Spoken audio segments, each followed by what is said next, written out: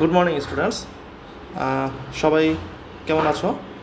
আমি বাসায় থাকবো অবশ্যই, আমিও বাসায় আছি এবং বাসায় থেকেই তোমাদের জন্য মার্টিন লুথার কলেজের পক্ষ থেকে যে অনলাইন ক্লাস সেখানে সুস্বাগতম জানাচ্ছি। লাস্ট ক্লাসে আমরা যা পড়িয়েছিলাম তার পরবর্তী ক্লাস হিসেবে আজকে হাইড্রার গ্যাস্ট্রোডার্মিস কোষ নিয়ে আমরা পড়ব। তো চলো একটু আলোচনা করে নিই আগের ক্লাসে আসলে আমরা কি বলেছিলাম। আগের ক্লাসে মূলত এখানে হাইড্রার যেই গঠনের বহির্গঠন যেটা সেই অ্যাপিডার্মিস, এই অ্যাপিডার্মিসটা পড়ানো হয়েছিল এবং অ্যাপিডার্মিসের পরবর্তীতে এখানে এই মেসোগ্লিয়া ছিল। তো এটা নিয়ে আমরা পড়েছিলাম। অ্যাপিডার্মিসের মোট 7 ধরনের কোষ ছিল। তো আজকে আমরা যেই গ্যাস্ট্রোডার্মিস অর্থাৎ যেই গ্যাস্ট্রোডার্মিস বা হচ্ছে এই ভেতরের যেই লেয়ারটা এটা নিয়ে আমরা আজকে আলোচনা করব। তো চলো আজকে দেখি গ্যাস্ট্রোডার্মিস কোষে কি আছে। গ্যাস্ট্রোডার্মিস কোষগুলো মূলত হচ্ছে 5 ধরনের কোষ নিয়ে গ্যাস্ট্রোডার্মিস কোষ গঠিত। 5টা কোষই আমি এখানে ছবিতে অঙ্কন করেছি। দেখো, প্রথম যেই কোষ গ্যাস্ট্রোডার্মিস কোষটা মূলত হচ্ছে অ্যান্ডোডার্ম থেকে উদ্ভূত। অ্যান্ডোডার্ম বলতে বোঝায় আমরা যেই 3টা লেয়ার চিন্তা করি যে কোনো প্রাণী বা জীবের যে ভ্রূণস্তরের বাহিরের স্তরটাকে বলে একটোডার্ম, আর মাঝের যে স্তর সেটাকে বলে হচ্ছে মেসোডার্ম, আর একেবারে ভেতরের যে স্তর সেটাকে বলে হচ্ছে এন্ডোডার্ম। এই মূলত একেবারে মাঝের যে স্তর সেই মাঝের স্তর থেকেই হচ্ছে এই গ্যাস্ট্রোডার্মটা উৎপত্তি।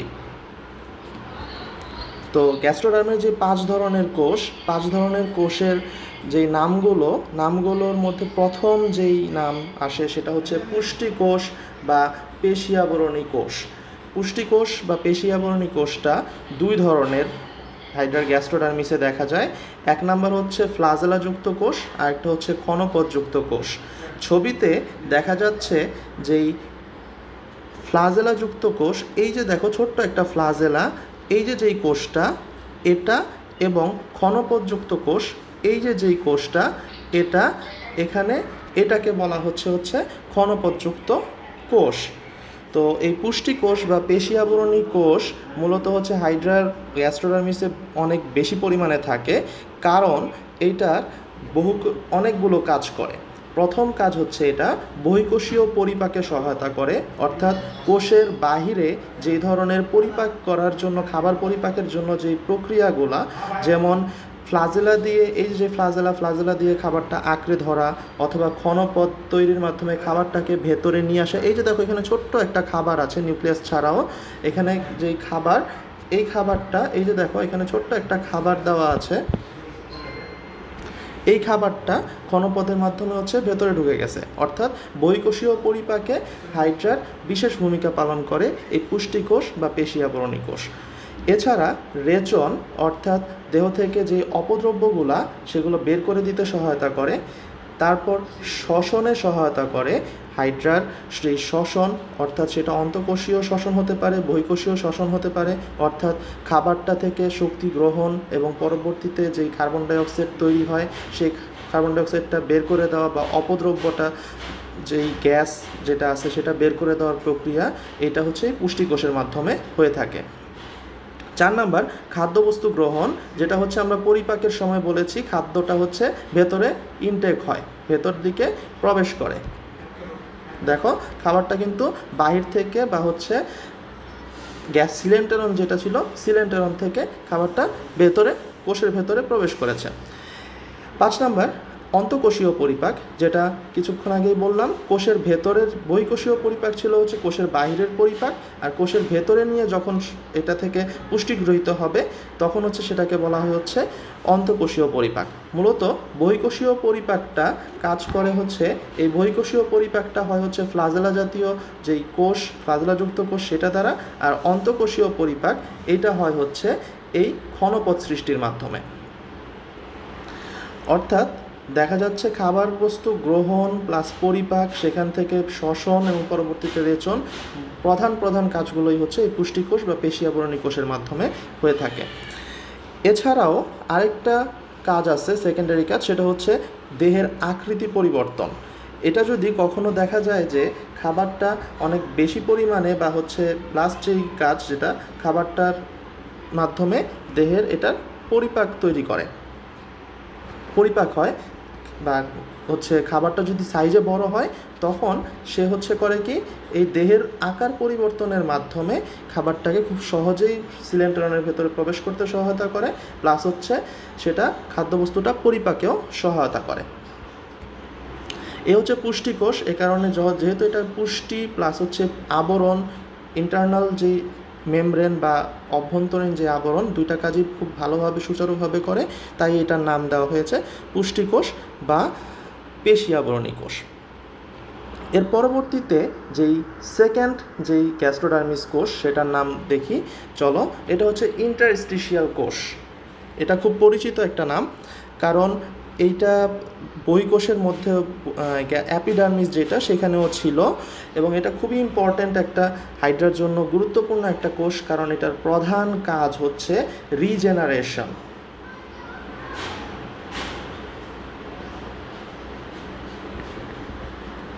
হাইড্রার এই রিজেনারেশন পাওয়ারের জন্যই হাইড্রা হচ্ছে সবচাইতে একটা উত্তম সিলেন্টারেটা পর্বের প্রাণী, বা হচ্ছে এটাকে নিডারিয়া পর্বের প্রাণী বলে। আগে বলা হতো এটাকে সিলেন্টারেটা বা সিলেন্টারন থাকার জন্য বা নিডারিয়া পর্বের প্রাণী হয়ে থাকে। তো এই হাইড্রার এই রিজেনারেশন পাওয়ারটার জন্য যে সবচাইতে বড় কোষটা ভূমিকা পালন করে সেটা হচ্ছে এই ইন্টারস্টিশিয়াল কোষ। এই ইন্টারস্টিশিয়াল কোষ যদি আমরা দেখি তো এখানে খুব সুন্দর কিছু ছোট ছোট অনেকগুলো কোষ দেখা যাচ্ছে, এগুলোকে বলা হচ্ছে ইন্টারস্টিশিয়াল কোষ। মূলত এটা দেখা যায় যে 2টা বা 3টা পুষ্টি কোষের মাঝখানে থাকে, অথবা গ্রন্থি কোষ বা অন্য বড় কোষগুলোর মাঝে মাঝে এই কোষগুলো থাকে। এই কারণে বলা হয়েছে দেখো পুষ্টি কোষের ফাঁকে ফাঁকে এরা অবস্থিত, এবং এরা হচ্ছে সবচাইতে বড় যেটা রিজেনারেশন, এটার জন্য আসলে কি হয়, এরা প্রয়োজনে পরিবর্তিত হয়ে অন্য কোষে রূপান্তরিত হয়। অর্থাৎ কখনো যদি দেখা যায় পুষ্টি কোষ কোথাও ক্ষতপ্রাপ্ত হয়েছে খাবার গ্রহণ বা হচ্ছে পরিপাক বা অন্য কোনো কারণে আঘাতপ্রাপ্ত হয়ে, তখন এই ইন্টারস্টিশিয়াল কোষটা কিন্তু চাইলে পুষ্টি বা আবরণী কোষের মধ্যে রূপান্তরিত হতে পারে। আবার চাইলে সে গ্রন্থি কোষ বা অন্য যে কোষগুলো আছে সেগুলোতেও চাইলে রূপান্তরিত হতে পারে। এটা হচ্ছে ইন্টারস্টিশিয়াল কোষের বিশেষ একটা গুণাবলী, যার কারণে এটা হচ্ছে রিজেনারেশনে সবচেয়ে বেশি ভূমিকা পালন করে। চলো দেখি এরপরে থার্ড যেই কোষ ইন্টারস্টিশিয়াল কোষের পরবর্তীতে সংবেদী কোষ। আমরা সংবেদী কোষ নিয়ে দেখি। যেহেতু আমরা নাম থেকেই দেখতেছি এটা হচ্ছে একটা সংবেদী কোষ, অর্থাৎ এটা হচ্ছে প্রধান কাজ হবে এটার সংবেদন গ্রহণ করা। নাম থেকেই বুঝতে পারতেছি কোষটার প্রধান কাজ হচ্ছে সংবেদন গ্রহণ করা। অর্থাৎ যেহেতু এটা গ্যাস্ট্রোডার্মিসে যদি সংবেদী কোষ থাকে তাহলে সেটা হচ্ছে সিলেন্টেরনের অভ্যন্তরে বস্তুর সংবেদন গ্রহণ করা। যদি যখন এটা অ্যাপিডার্মিসে ছিল যখন এটা অ্যাপিডার্মিসে ছিল তখন এটা ছিল হচ্ছে খাবার বস্তুর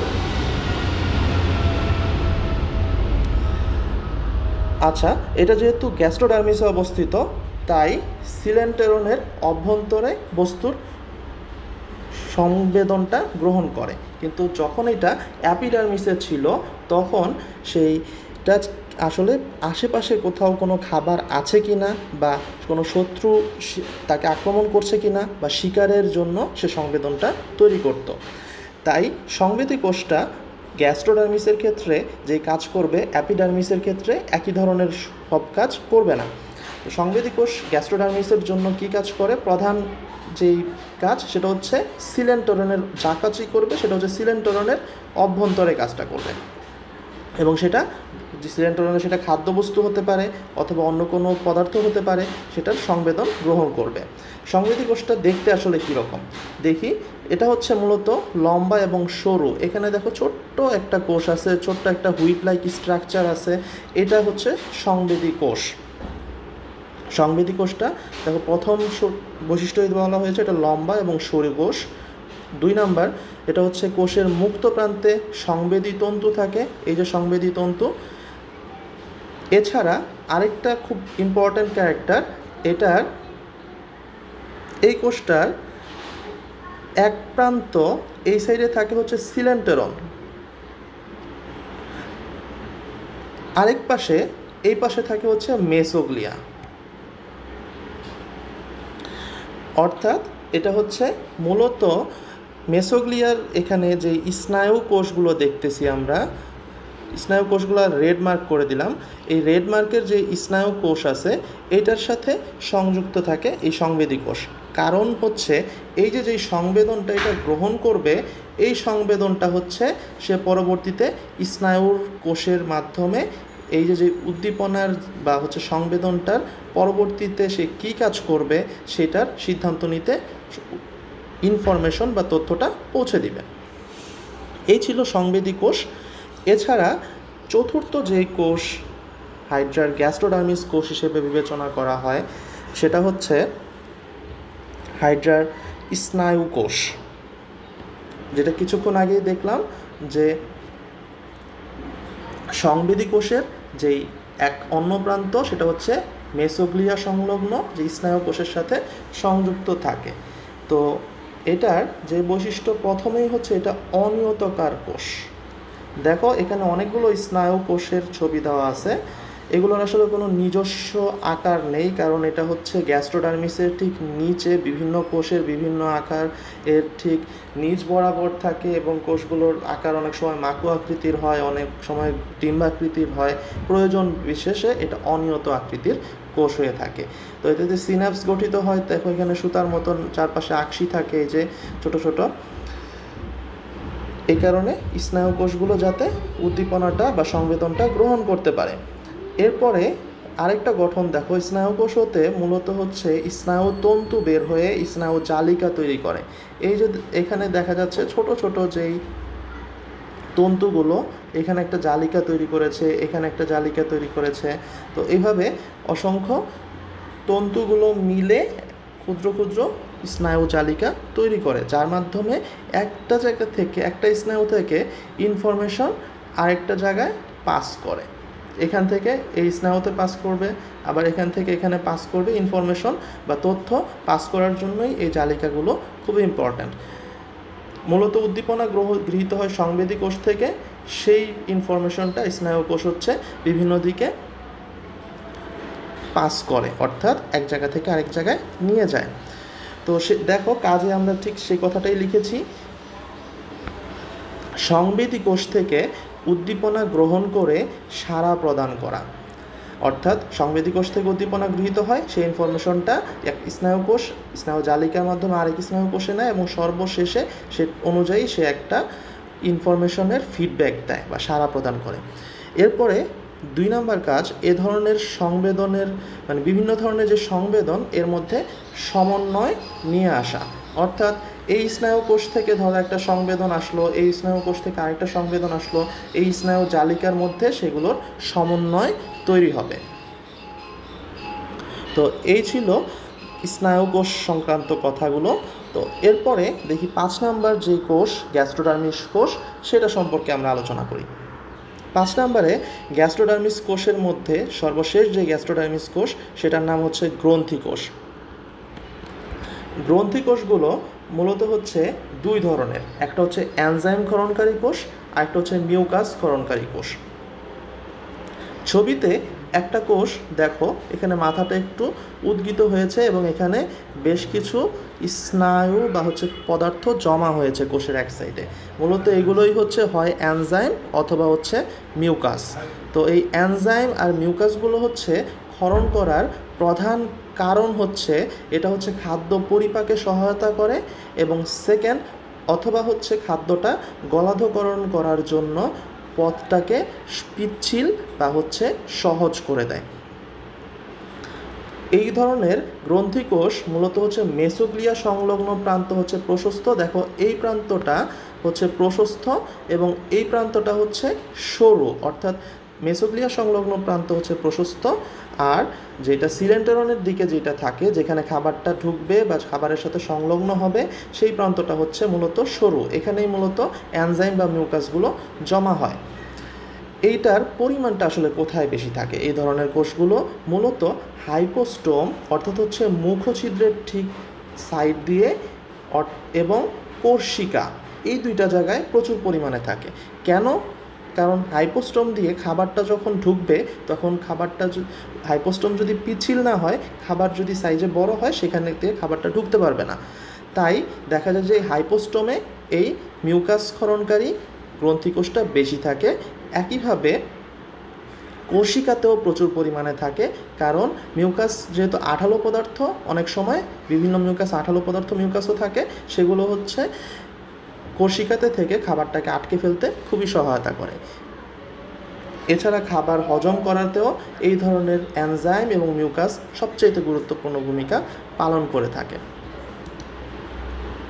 তাই বলা যায় যে গ্রন্থিকোষগুলো হচ্ছে মূলত খুব গুরুত্বপূর্ণ ভূমিকা পালন করে খাবার পরিপাক এবং হচ্ছে খাবার হজম, খাবার গলাধঃকরণ, এ সকল কাজে। তো এই ছিল হাইড্রার গ্যাস্ট্রোডার্মিসের যেই প্রধান কোষগুলো। তো চলো আমরা একটু তুলনামূলক আলোচনায় যাই, আসলে কোন কোষগুলো কোন ধরনের কাজের জন্য বিশেষ ভূমিকা পালন করেছে। আরেকবার জাস্ট একটা রিভিশনের মতন ব্যাপারে চলে যাই, এবং অ্যান্ড্রোডার্মিস থেকে উদ্ভূত হওয়ার জন্য এই ধরনের ঘটনা ঘটেছে। যদি সেটা অ্যাক্টোডার্ম থেকে উদ্ভূত যে অ্যাপিডার্মিস, সেটার সাথে আসলে কী বেমিলটা এখানে হয়ে গেছে, যেটা আমরা লাস্ট ক্লাসে পড়েছিলাম। তো গ্যাস্ট্রোডার্মিসে মূলত আমরা দেখলাম 5 ধরনের কোষ, এছাড়াও আরও 2 ধরনের কোষ যেটা কিনা এখানে মিসিং। সেই মিসিং কোষগুলো অ্যাক্টোডার্মিসে অর্থাৎ হচ্ছে অ্যাপিডার্মিসে ছিল। সেই কোষগুলোর মধ্যে একটা হচ্ছে জনন কোষ, যা কিনা মুকুল বা হচ্ছে শুক্রাণু বা ডিম্বাণু তৈরি করত, যেটা হচ্ছে জনন কোষ নামে ছিল অ্যাপিডার্মিসে। আরেকটা কোষ ছিল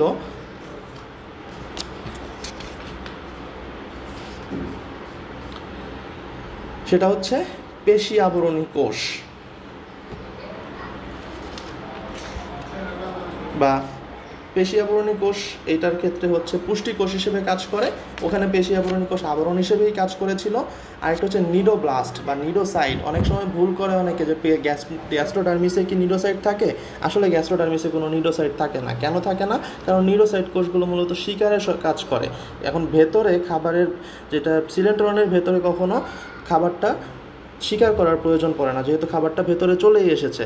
এই কারণে নিডোসাইট কোষটা হচ্ছে অ্যাপিডার্মিসে থাকে, বাট গ্যাস্ট্রোডার্মিসে থাকে না।